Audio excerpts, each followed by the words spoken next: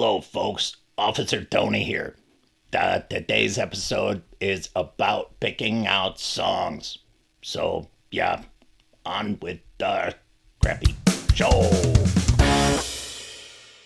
Hello, Richard from budgetguitarist.com. Got like a different microphone thing going. This is actually my live rig mic. This is my live setup, basically. So if you want to see a walkthrough of the gear I use, that's like in a different video. So I'm in the process of putting together set lists for a gig I got coming up on Super Bowl Sunday. Now, this is going to be a gig with some older folks, probably think like, I don't know, 40 to 68, like that kind of age range, you know, classic rock. So we're looking at 60s and 70s stuff.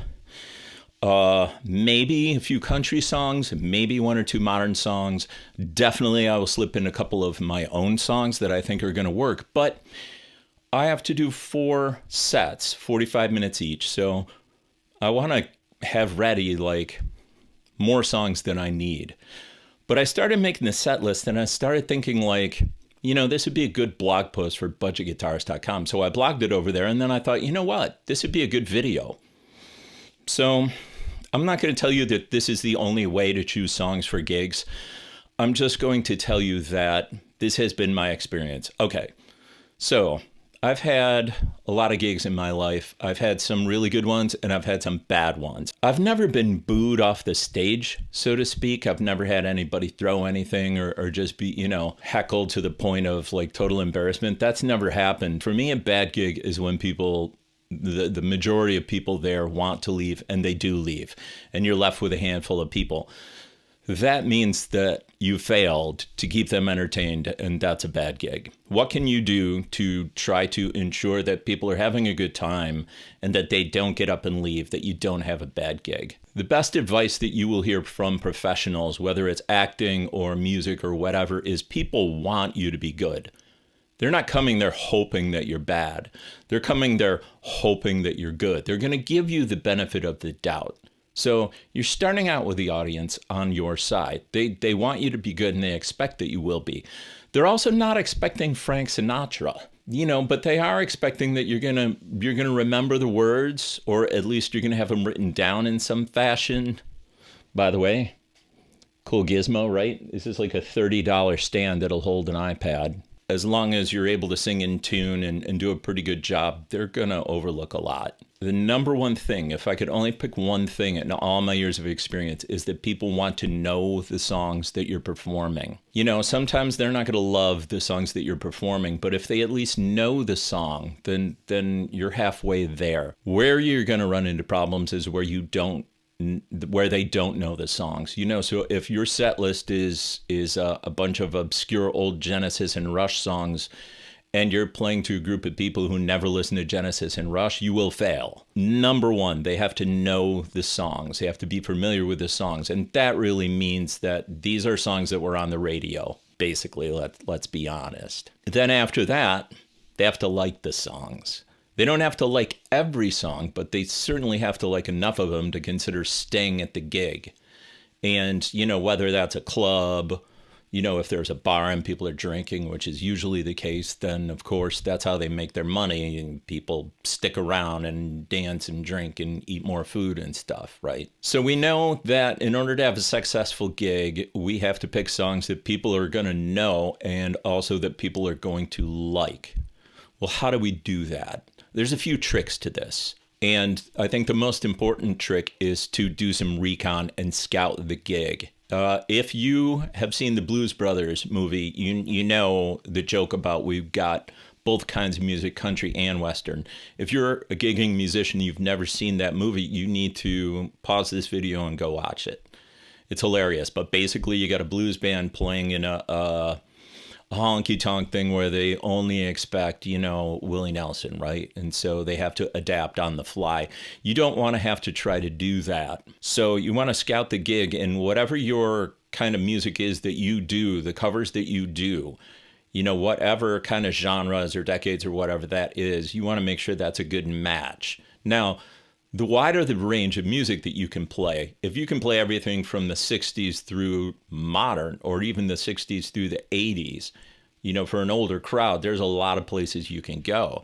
If you only specialize in the 60s, then what you're going to find is your target demographic gets older and older and older to the point where they don't go out no more. Figuring out where the gigs are, seeing what kind of music is played there. You can actually go to one of these venues and check out one of the bands. But the other thing you can do that's a lot easier is look on the venue's website and find the names of the bands that have also played there, like in the past, that are on their calendar.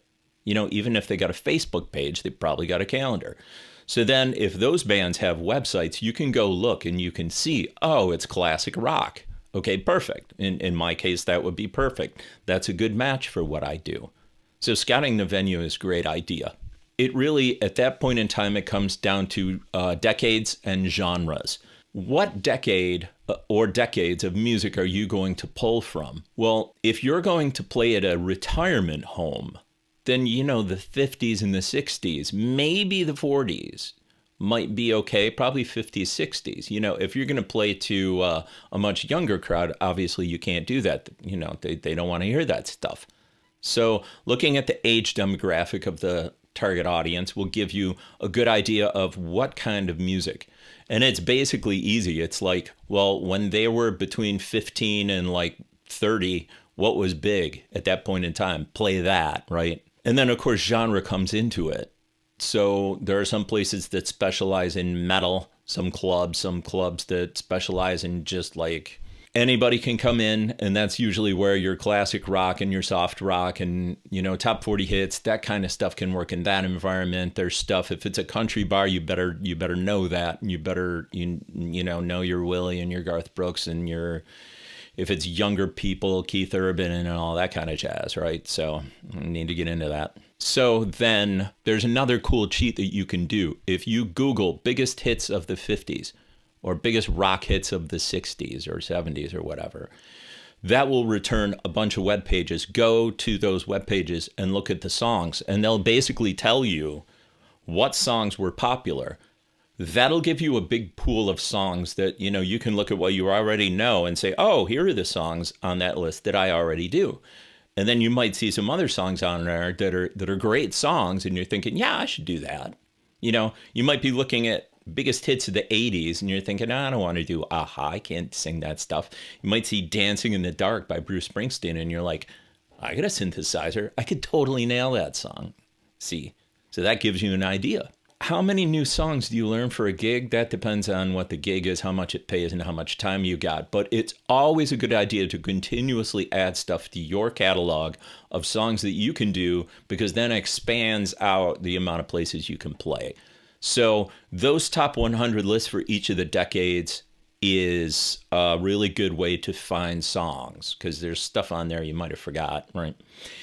And then another good source is to go look at the DJ websites, right? Because what we do as solo performers in bars and clubs and restaurants is very similar to what DJs do, right? It's the same songs often, right? And so we can learn a lot from the DJs. We can learn a lot from the PA they use, the lighting they use, the banter that they have, and also the song selection that they do. Now, one thing DJs do that we don't is DJs will often only play like the first half of a song and morph it into another. We can't really easily do that. That's something they can do that we can't. But there are tons of DJ sites where same thing, pick a decade, and they will tell you the songs from that decade that were popular that people are going to want to hear. Basically, I just fire hose you with a lot of information. I'm going to be doing a few more videos about the solo performing one-man band thing, because it's what I'm working on now. When I was making an album, made videos about that. Now I'm getting ready for gigs again and making videos about that, right? So one more thought I want to leave you with, and that is, how many songs should you bring into a gig? So if you're going to do 4 sets that are 45 minutes each, you might figure out you need maybe, let's say, 11 songs per set, because you're going to do some banter, which would be 44. Whatever number you come up with, like add 10 or 15 to that and consider that the bare minimum. You always want to go into a gig with a list on the side that you can look at that's like, man, okay, here are some other things I can do, right? So let's say I'm someplace and I'm doing stuff and backing tracks and it's really kind of bombing. And then I play Piano Man by Billy Joel and everybody loves it. On my little list over here, I may want to have some other songs that are similar to that I could pull out, right? So you see stuff that works and stuff that doesn't.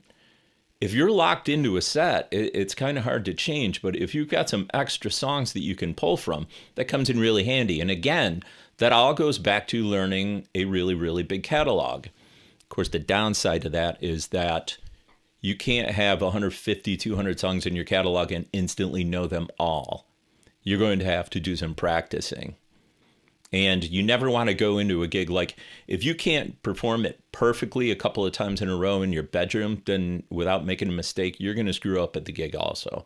So you got to rehearse stuff. That's it for this week. I am going to shut the camera off, and actually I have to work on my set list some more. And I'm probably going to make some backing tracks. At some point, I'm going to make a video on how I make backing tracks with like drums and bass. I'll share that. In the meantime, thank you very much for watching. I really appreciate it. If you enjoy this content, please consider subscribing, giving it a thumbs up, clicking, the little bell thing, leave a comment and just say, hey, what about this? What about that? Like any kind of interaction, the almighty YouTube algorithm.